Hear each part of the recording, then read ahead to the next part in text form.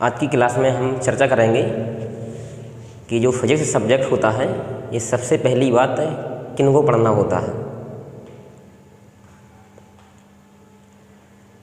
तो कक्षा 10वीं के विद्यार्थी जो 11वीं में मैथमेटिक्स या फिर बायोलॉजी को चुनते हैं उनको फिजिक्स पढ़ना पड़ता है।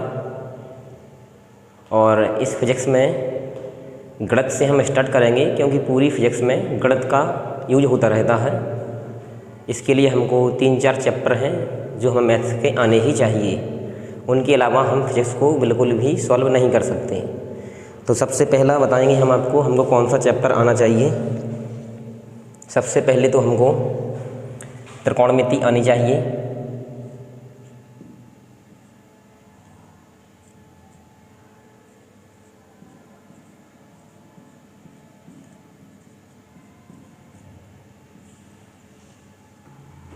बिना त्रिकोणमिति के हम फिजिक्स को सॉल्व ही नहीं कर सकते, समझ भी नहीं सकते।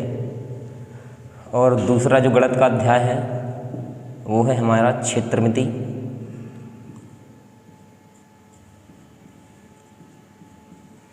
ये हमको आना ही चाहिए। और तीसरा अध्याय है ज्यामिति।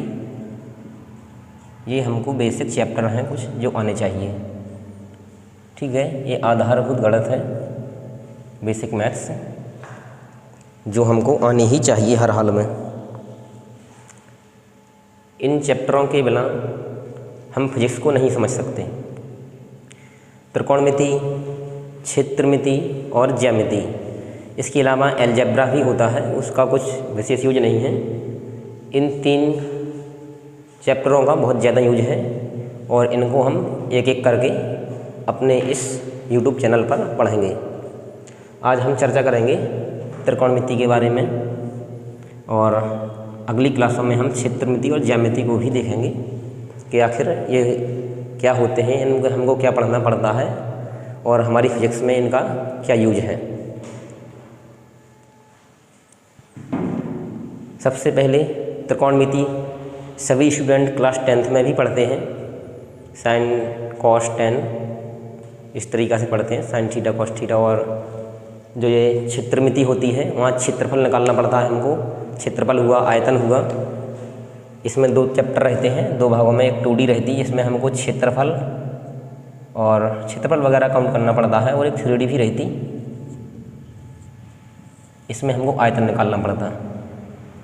ये तो बहुत ही मोस्ट चैप्टर है, यदि हम साइंस के स्टूडेंट हों या ना हों। जनरल लाइफ में भी हमको क्षेत्रफल वगैरह देखें, इसका बहुत ज़्यादा यूज रहता है। कितनी जगह है, उसका क्षेत्रफल क्या होगा उसके हिसाब से। तो यहाँ हम पूरा ही अध्ययन करेंगे कि क्षेत्रफल कैसे निकालते हैं। उसके बाद जो हम 10th में क्या है सब कुछ पढ़ के आ जाता है और उनसे किसी भी जगह का क्षेत्रफल निकालने को पूछ दो तो नहीं बनेगा। यहाँ हम बताएंगे बिल्कुल बेसिक से, किसी भी जगह का क्षेत्रफल निकालना हो हम निकाल लेंगे इस चैप्टर को पढ़ने के बाद। आज हम त्रिकोणमिति के बारे में स्टार्ट करेंगे। पाइथागोरस प्रमेय के कुछ ट्रिपलेट्स बताएंगे, ट्रिपल्स, ताकि हमको पाइथागोरस प्रमेय पूरी यूज ना करना पड़े। जो हमारा मेन उद्देश्य है वो एग्जाम्स में जल्दी से जल्दी क्वेश्चंस को सॉल्व करना है। इसलिए हम पाइथागोरस प्रमेय का आज अध्ययन करेंगे और देखेंगे कितनी जल्दी से जल्दी हम पाइथागोरस प्रमेय को बिना यूज किए हुए ही अपने आंसर निकाल सकते हैं। ये पाइथागोरस साइंटिस्ट थे, उन्होंने बताया था यदि कोई समकोण त्रिभुज है, राइट एंगल ट्रायंगल है,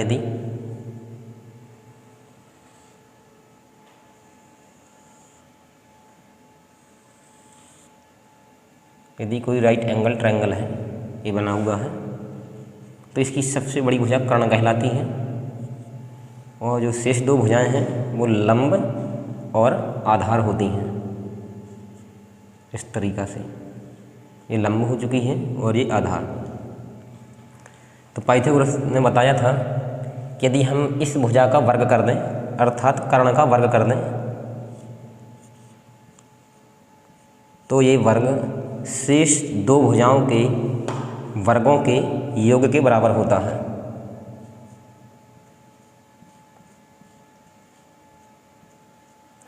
ये हमारी पाइथागोरस प्रमेय है।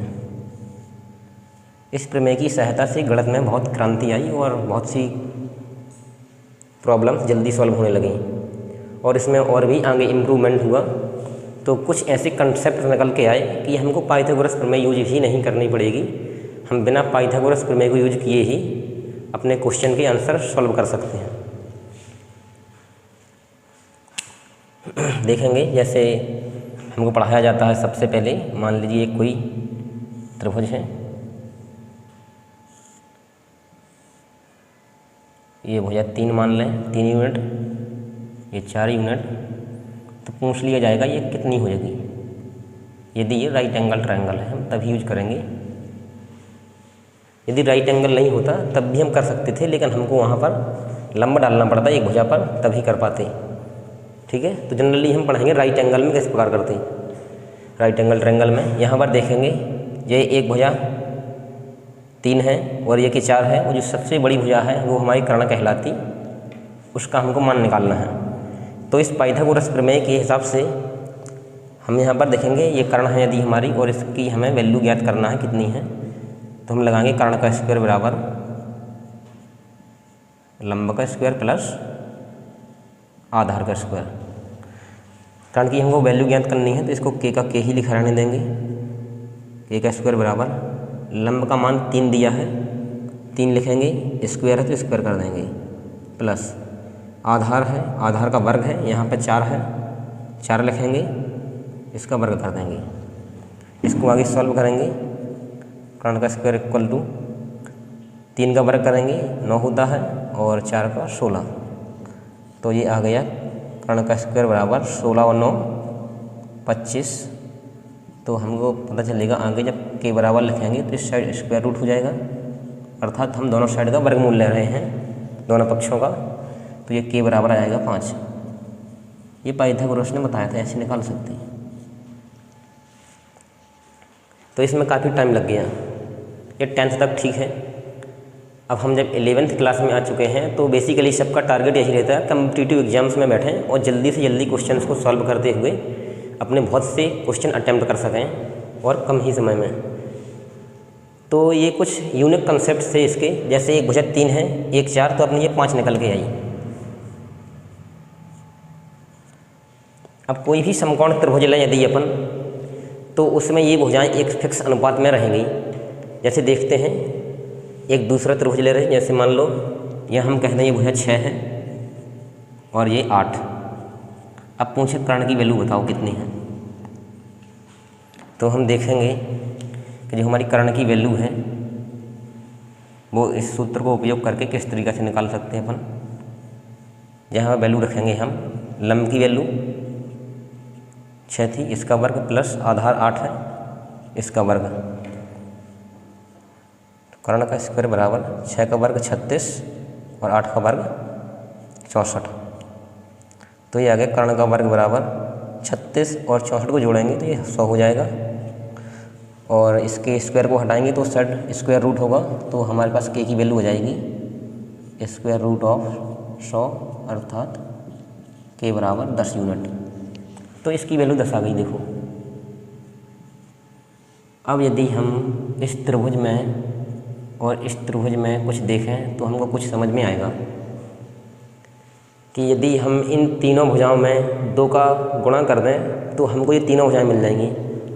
यहाँ 2 का गुणा करेंगे 6 मिल जाएगा, यहाँ 2 का गुणा करेंगे 8 मिल जाएगा, और यहाँ 2 का गुणा करेंगे 10 मिल जाएगा। तो हमको पाइथागोरस प्रमेय इस तरीके से यूज नहीं करनी है, बस हमको कुछ सीखना है। कुछ पाइथागोरस ने जो प्रमेय बताई थी उसके आगे चल के कुछ ट्रिपलेट्स आए, कुछ पाइथागोरस त्रिक आए। यदि हम वो त्रिक याद कर लें तो हमको पाइथागोरस प्रमेय यूज ही नहीं करनी पड़ेगी, चाहे हम किसी भी एग्जाम्स में बैठें। सभी विद्यार्थी कक्षा 12वीं के बाद नीट का एग्ज़ाम देंगे, जो बायोलॉजी वाले हैं और मैथ्स वाले JEE के देते हैं, तो सबका टारगेट यही रहता है कि जल्दी से जल्दी क्वेश्चंस को हम सॉल्व कराएं। तो हम देखेंगे कि बिना पाइथागोरस प्रमेय का यूज किए हुए हम इनके आंसर कैसे निकाल सकते थे। हमको कुछ पाइथागोरस के त्रिक याद करने पड़ेंगे, वो बताएंगे आपको, और उनको देखेंगे, याद भी कर लेंगे।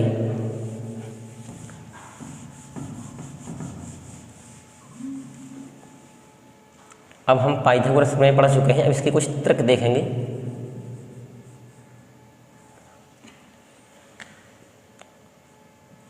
कि पाइथागोरस तर्क क्या है। यदि हम ये याद कर लें तो हमको पाइथागोरस प्रमेय याद करने की या अप्लाई करने की क्वेश्चंस में कोई ज़रूरत नहीं है, और ना ही अपना टाइम बर्बाद करने की कोई ज़रूरत है। ठीक है, देखेंगे। जैसे अभी हमने सबसे पहले देखा था, हमारी 1 भुजा 3 थी, 1 4 थी, तो जो हमारा कर्ण था वो निकल के 5 आया था। यदि हमारा लंब था और ये आधार, तो ये कर्ण था। 3 4 5। दूसरा हमने त्रिभुज सॉल्व किया था अभी, उसमें 1 भुजा 6 थी, 1 8 थी और दूसरी 10 आई थी। तो हमको कुछ ट्रिपल्स याद करने हैं ताकि हम क्वेश्चंस में उन कंसेप्ट्स का यूज करते हुए जल्दी से क्वेश्चन में टाइम बचा लें अपना और जल्दी क्वेश्चन सॉल्व कर लें। देखेंगे जब हमने इसमें गए तो कुछ संबंध है। इस पूरे वाले ट्रिपल्स में 3 4 5 में हमने 2 का गुणा किया तो हमको ये मिल गया। यहाँ पर हम पूरे में 2 का गुणा कर रहे हैं, 2 का गुणा, 3 दूनी 6, 4 दूनी 8 और 5 दूनी 10। एक और हमारा ट्रिपल्स बनेगा यदि हम इसी ट्रिपल्स में 3 का मल्टीप्लाई कर दें। 3 का करेंगे पूरी में, 3 3 का 9, 3 4 12 और 3 5 15।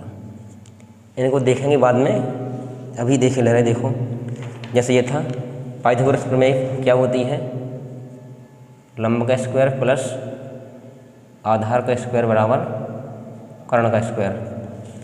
पहले में इसके लिए देखेंगे 3 का वर्ग 9, 4 का वर्ग 16 और 5 का वर्ग 25। हम देख सकते हैं जो 16 और 9 है ये 25 है और ये भी हमारा 25 है।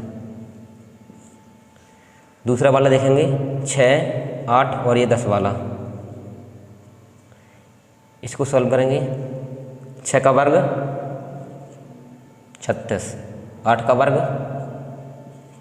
64 और ये कर्ण 10 है, इसका वर्ग कितना होगा 100। इनको जोड़ो, ये 100 हो जाएगा। तो हमारा एक दूसरा ट्रिपल्स बन गया। तो हमको यूज नहीं करनी पड़ेगी, बस कुछ सीखना है, अभी बताएंगे। इसमें देखो जब हमने इसी में 3 का मल्टीप्लाई किया, 1 भुजा 9 है, 1 12 1 15। देखो इसको 9 का वर्ग कितना होगा इसके हिसाब से 81, 12 का वर्ग 144 बराबर 15 का वर्ग 225। अब जब हम 81 और 144 को जोड़ेंगे तो ये हमारा 225 हो जाएगा। जोड़ दीजिए अब, 4 और 1 5, 8 और 4 12 और 1 ये और 1 हाथ तो 225। तो एक हमारा ट्रिपल्स हो गया। ऐसे ट्रिपल्स बनते जाएंगे। हमको पाइथागोरस में यूज नहीं करनी है, हमको केवल याद रखना है यदि किसी समकोण त्रिभुज में 1 भुजा 3 है और 1 4 तो उसका कर्ण हमेशा 5 होगा, और कोई भी त्रिभुज है उसकी सभी भुजाएं इसी अनुपात में चलती रहेंगी आगे। देखेंगे यदि हम इसमें 4 का मल्टीप्लाई कर दें तो एक और ट्रिपल्स बन जाएगा इसी वाले में, जो अपना बेस वाला है 3 4 5 का।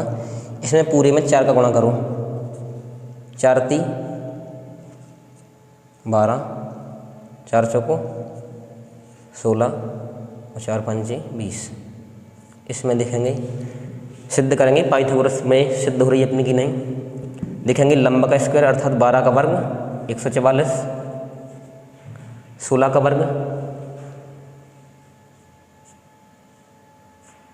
256 और 20 का वर्ग 400। अब इनको ऐड करेंगे हम, जब इनको ऐड करेंगे तो ये कितना हो जाएगा 400, इस साइड भी 400। तो ये कुछ पाइथागोरस के ट्रिक कहलाते हैं, हमें जिनको याद करना है, पाइथागोरस में यूज नहीं करनी है। एक क्वेश्चन भी सॉल्व करेंगे अभी और बताएंगे आपको कि कैसे इन ट्रिपल्स को हम अपने सवालों में सॉल्व करते हैं और बिना पाइथागोरस प्रमेय का उपयोग किए हुए। इसके कुछ ट्रिक बताते हैं आपको, 1 2 और होते हैं। जैसे एक होता है 5 12 13, देखो यहाँ पर सॉल्व कीजिए इसको। 5 का वर्ग 25, 12 का वर्ग 144, इधर देखो 13 का वर्ग 169, इनको ऐड करो 169 हो जाएगा। एक और ट्रिपल्स होता है, ऐसे कई ट्रिपल्स होते हैं, हमको बस 4-5 याद करने हैं और इसी में हमारे जो आते रहते हैं क्वेश्चंस इन्हीं के अंदर ही आते हैं, हमको कुछ ज़्यादा याद करने की ज़रूरत नहीं है। ये 4-5 ट्रिपल्स थे जो हमको यूज करने पड़ेंगे। एक और होता है जैसे 7, 24 और 25, और एक और होता है 10, 24, 26। अब देख सकते हैं आप ये इसी से बना हुआ है। इस वाले में हमने 2 का मल्टीप्लाई किया हुआ है पूरे में। 5 दूनी 10, 12 दूनी 24 और 13 दूनी 26। देखो यहाँ पर 10 का वर्ग हो जाएगा 100, 24 का वर्ग 576 और 26 का वर्ग 676। हम इनको ऐड करेंगे अर्थात लंब का वर्ग और आधार का वर्ग, तो ये भी 676 हो रहा, अर्थात 26 के वर्ग के बराबर। इसको देखेंगे, ये और लिखा भी है 7 का वर्ग 49, 24 का वर्ग 576 और 25 का वर्ग, इनको ऐड करो, ये 625 हो रहा कि नहीं, ये 625 हो जाएगा। ठीक है, तो हमें कुछ ट्रिक याद करने हैं और इनके माध्यम से हम अपने कुछ सवाल सॉल्व करेंगे जिनमें हमारा बहुत ही समय बच जाएगा। इन पाइथागोरस प्रमेय के ट्रिक का आप स्क्रीनशॉट लीजिए जो भी देख रहे हैं, आगे हम क्लास को बढ़ाएंगे। फिर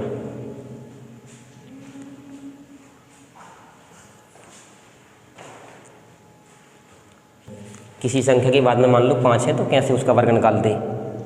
जैसे 5 है, 15 है और 25 है, 35 है, 45 है, बस 5 होना चाहिए बाद में। जैसे 5 का वर्ग 25, जब 15 का वर्ग करेंगे तो सबसे पहले 5 का वर्ग कर देंगे 25 और 1 का गुणा 2 में करेंगे, इसमें करेंगे 25 और 2 गुणा 3 में कर देंगे, 2 3 6,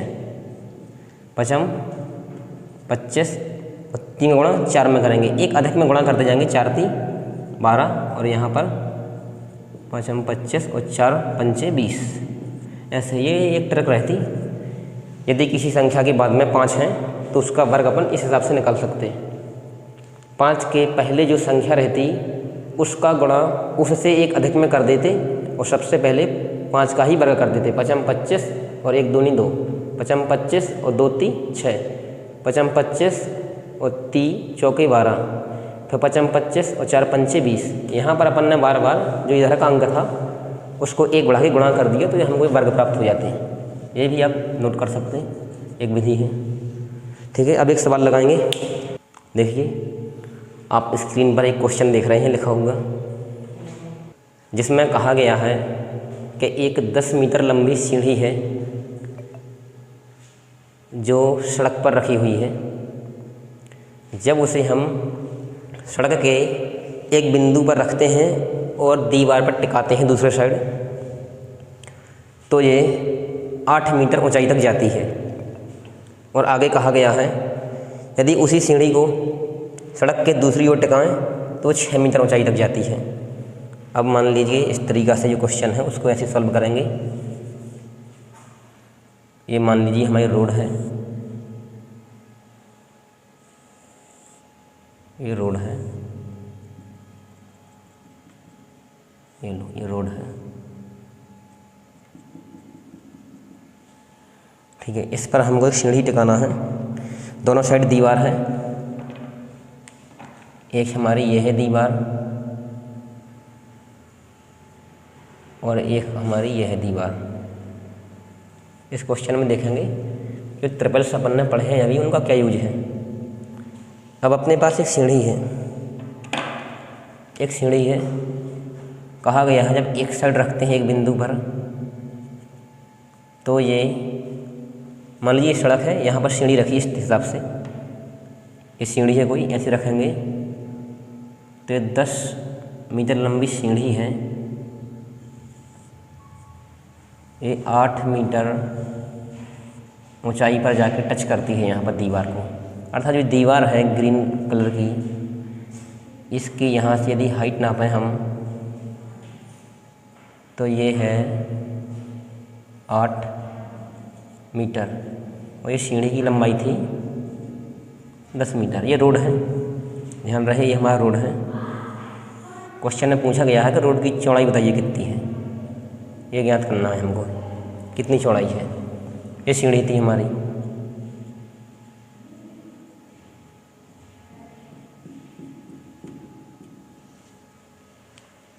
और यदि हम इसी सीढ़ी को इस साइड पलट दें, ऐसे इस साइड टिकाएं, तो कहा गया है ये 6 मीटर ऊंचाई तक ही जा पाती है। जब सीढ़ी को इस साइड पलटेंगे अपन, तो अब ये इस बिंदु से काफ़ी दूर है तो ये कम ऊंचाई तक आ पाएगी, प्रैक्टिकली बात है। अब इस हिसाब से टिकाएंगे इसको तो ऐसे आती है ये सीढ़ी।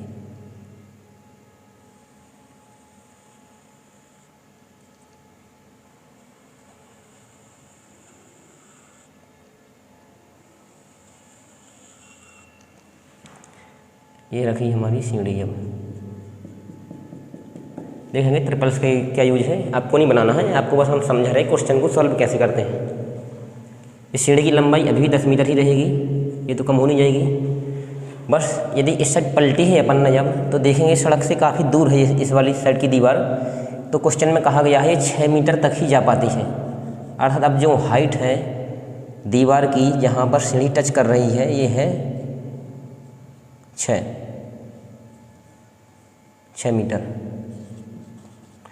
तो हमसे पूछा गया है ये बताओ कि सड़क की चौड़ाई कितनी है। अब जिसको पाइथागोरस के ट्रिपल्स याद होंगे वो मुश्किल से 5 सेकंड लगेंगे या 10 सेकंड और इसका आंसर देखेंगे।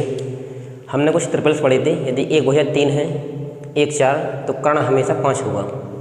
ये लंब और आधार कोई भी हो सकते क्योंकि इनका योग होता है। यदि 1 भुजा 6 है, 1 8, तो ये जो कर्ण है ये हमेशा 10 होगा। अब ऐसा नहीं है, ये ऐसा भी हो सकता था, यहाँ 8, यहाँ 6 और यहाँ 10, क्योंकि अभी भी इसका वर्ग करेंगे 64, इसका 36, तो ये 100 हो जाएगा 10 का वर्ग। ये हमारी पाइथागोरस में सिद्ध होनी चाहिए। यहाँ पर देखेंगे जो सीढ़ी है हमारी वो कर्ण का काम कर रही है और जो दीवार है वो लंब का। तो बस हमको तो यहाँ से यहाँ तक की लंबाई चाहिए अपनी सड़क की चौड़ाई की, कि हमारी सड़क की चौड़ाई कितनी है, अर्थात इतनी वैल्यू चाहिए।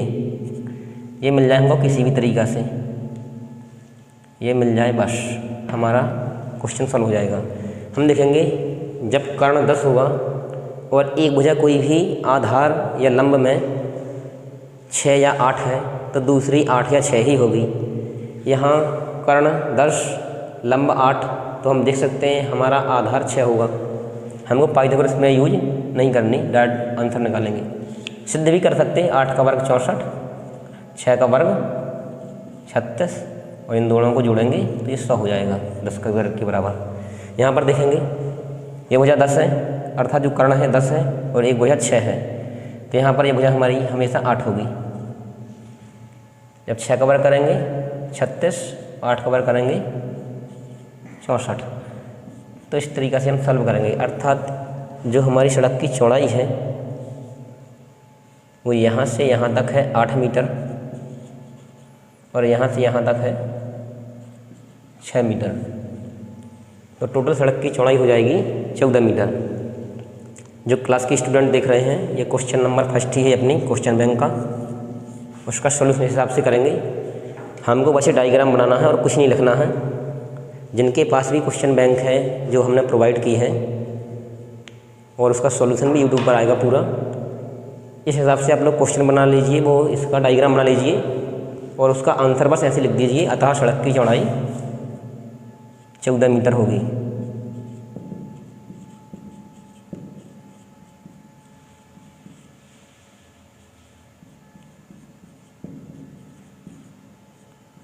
ये है 14 मीटर, बस ठीक है।